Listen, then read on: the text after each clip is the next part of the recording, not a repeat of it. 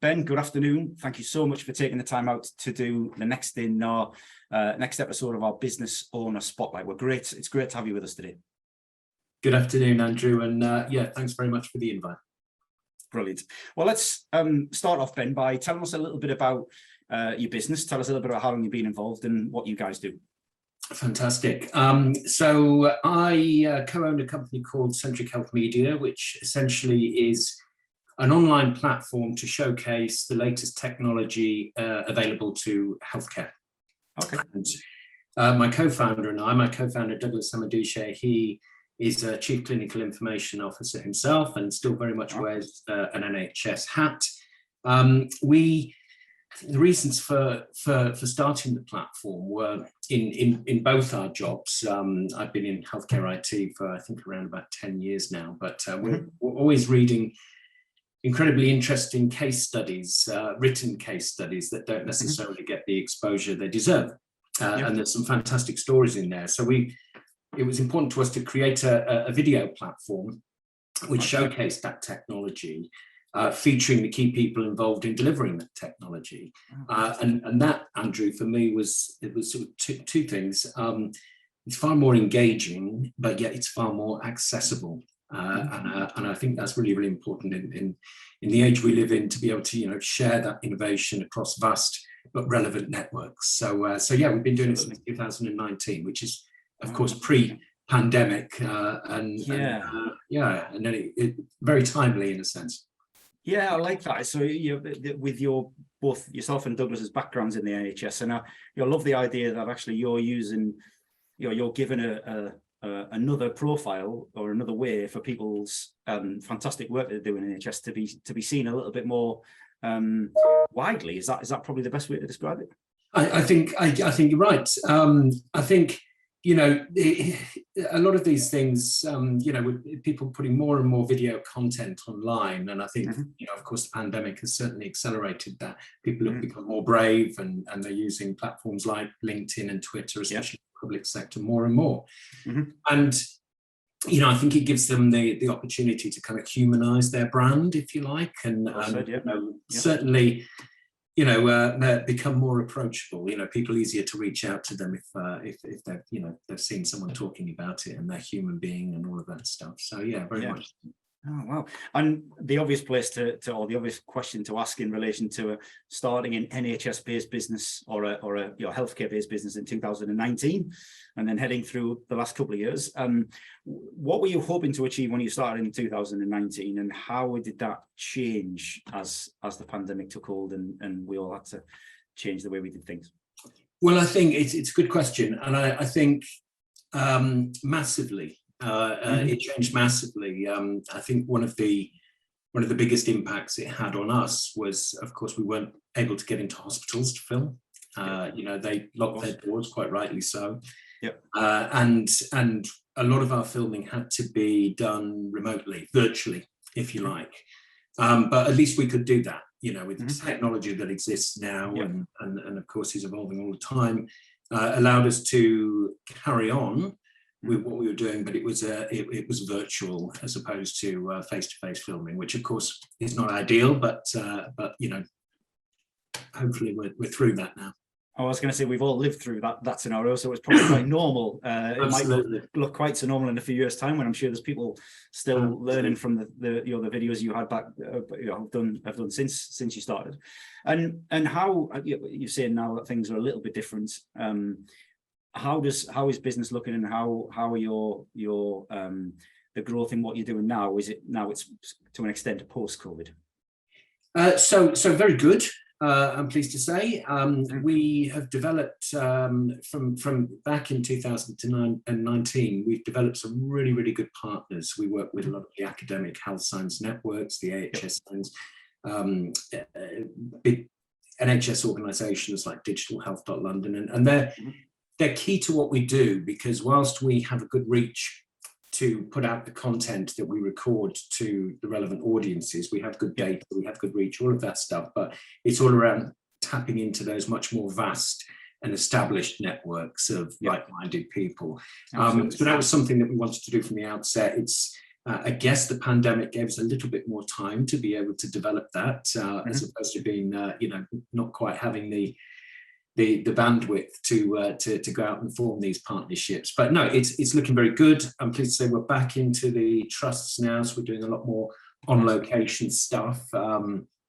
I'm wanting to, being a northerner, I'm wanting to do more and more in the north. Predominantly, we've been doing a lot of filming in London, which I guess, everyone's got an excuse to go to London. There's a lot of the tech community that we work with based in London.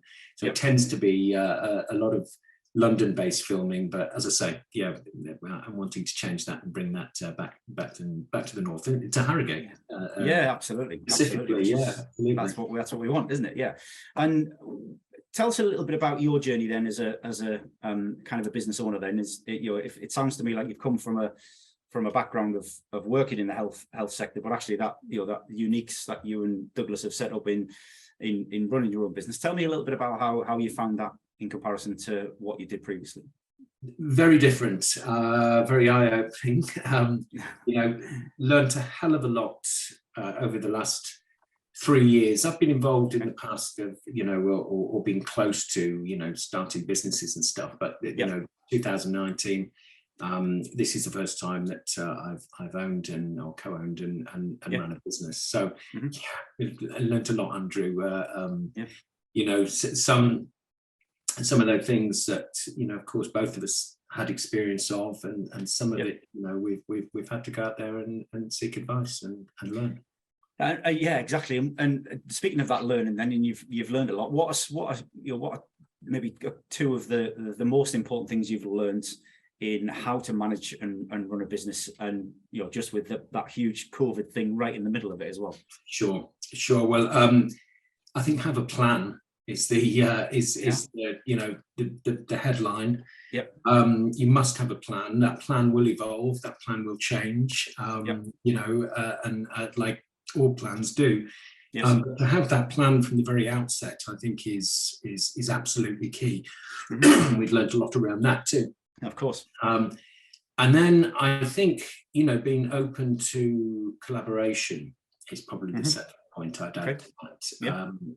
That it's a word that's used a lot over the last few years, but that's for a reason. I think a lot more businesses have started to collaborate, work together. That of course creates benefits for both parties.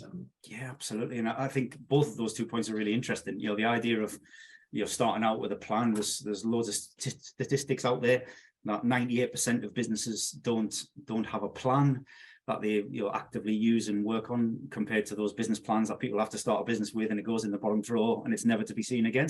Absolutely. And the adaptability, I think, is another great point you've just made there, in terms, especially when you live through a business startup in the NHS in the last 3 years. So again, credit to you guys for seeing that as a learning, because I'm sure it has been. Well, you've got to be agile. Who doesn't need to be agile these days? Absolutely. Absolutely. Agile is definitely a word, isn't it? Yeah. It's easy to be agile, I suppose, when you're a small business at the point of journey where we are right now. But I think even the big corporate, much larger organizations have had to learn to become more agile, again, probably over the last 2 to 3 years more so. I couldn't agree more, Ben. I think and some have done it better than others. And that's a great learning in going forward about how being agile can make a big difference, whether it's something as dramatic and as life-changing as COVID, in comparison to maybe some of the smaller things. But the second point you made there about collaboration is quite an interesting point as well. And tell us a little bit about how you think collaboration is, and you being open to collaboration. I think that's really important. You being open to collaboration has changed your outlook on how the business might look and what you've been able to deliver. Of course. Well, I mean, taking our business, I think we have to be collaborative in terms of to cover off the point I made before around working with these organizations who kind of share an audience, if you like, about leadership, Yep.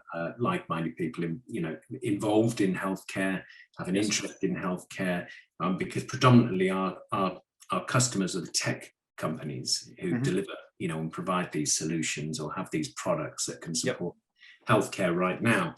And, never has there been a bigger time to sell into the NHS. They need as much support as they can. They've been, I suppose in some areas slow to take up on the technology that's available to them.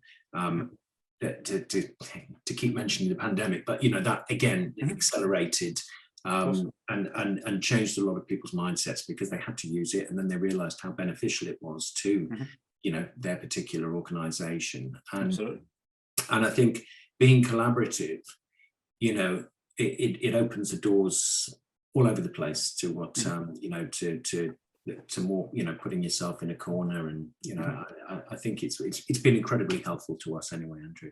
Yeah, and I can, and it's great to hear that you have been, and we've done quite a few of these spotlights right now, and that subject of collaboration hasn't come up, so it's really interesting that you bring it up and you're able to share that, because some cases sometimes business owners can feel that or businesses can maybe a little bit scared of collaboration, as the word might be, but actually being open to it, as you were proven, has really taken your business in has really been a win-win for those involved in taking your business forward.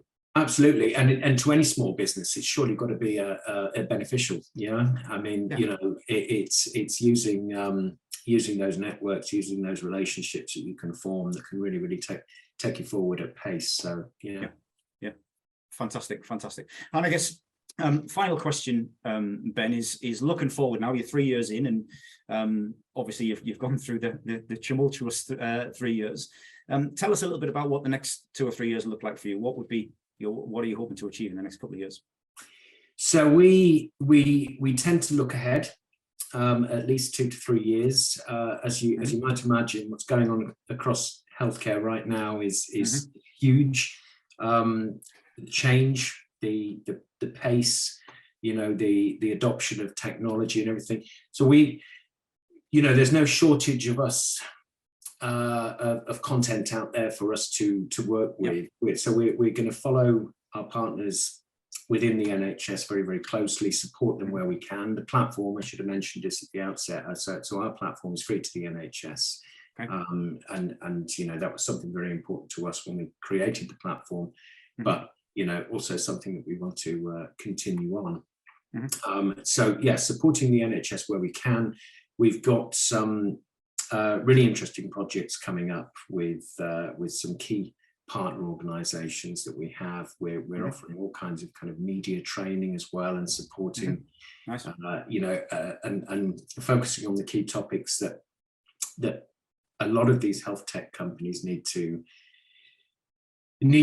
take on in terms of their strategy, in terms of getting traction with the right level within the NHS. There's all these kind of topics around whether it's sustainability, been a big one, a huge one, the whole greener NHS agenda, and of course health inequalities. All of that stuff is obviously very, very important. So we've got all kinds of plans to support the tech community there, and then of course keep on getting their message out to the right people. And I think it's going back to the two things, I think it's a more engaging way of doing it, and of course we're building that community all the time, is growing, to be able to not only storyboard, record, edit the content, but then have somewhere to go and share that content to, with the relevant people. So huge plans.